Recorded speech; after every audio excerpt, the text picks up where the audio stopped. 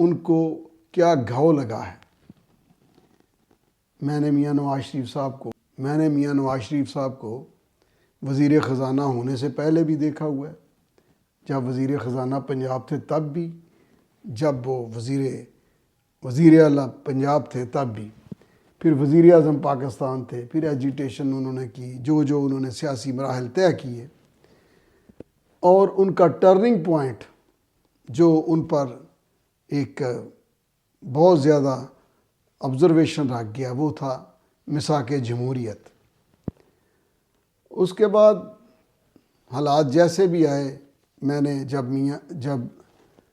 جب محترمہ بے نظیر بھٹو صاحبہ شہید ہوئیں، میں نے ایک کالم لکھا تھا، میاں صاحب کو مد مقابل کی تلاش۔